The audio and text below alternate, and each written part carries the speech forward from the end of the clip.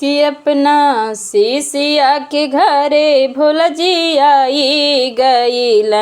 कि अपना शिष्या के घरे भोला जी आई गईल। देखी भांगिया के गठरी लो भाई गईल। हो देखी भांगिया के गठरी लो भाई गईल। कि अपना शिष्या के घरे भोला जी आई गईल। कि अपना शिष्या के घरे भोला जी आई गईल। हो देखी भांगिया के गठरी लो भाई गईल। शिष्या से कहला भोला जी लागल बा पियसिया। पीसी के ले आद भांग एक ही गिलसिया। शिष्या से कहला भोला जी लागल बा पियसिया। पीसी के ले आद भांग एक ही गिलसिया। कि भोला जी ओही पयसान लगाई दिहल।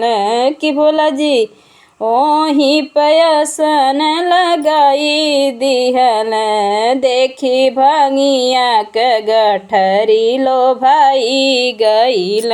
हो देखी भांगिया के गठरी लो भाई गईल।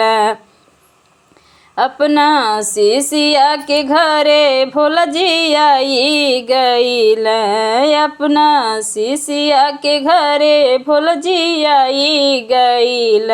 हो देखी भांगिया के गठरी लो भाई गईल। बगल में देख शिव जी राखल बा धतूरवा। शिष्या से कहना भूख लागल थोड़ा थोड़ा। बगल में देख भोला जी राखल बा धतूरवा। शिष्या से कहला भूख लागल थोड़ा थोड़ा। कि भोला जी बाकी सब कमावा भुलाई गईल। कि भोला जी बाकी सब कमावा भुलाई गईल। देखी भांगिया के गठरी लो भाई गईल।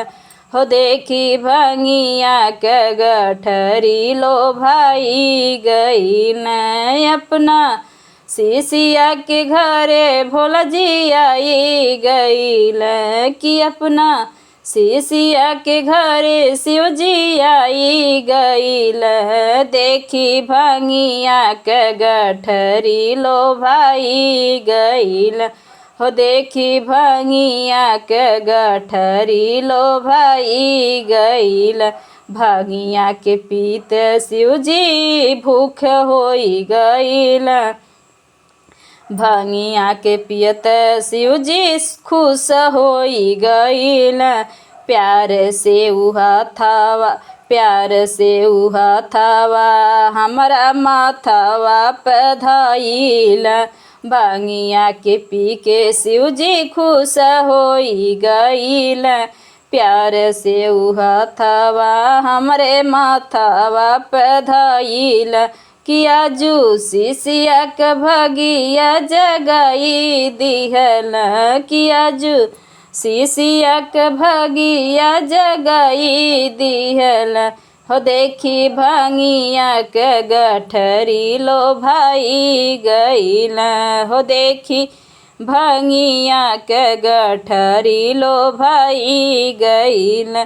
कि अपना शिष्या के घरे शिव जी आई गईल।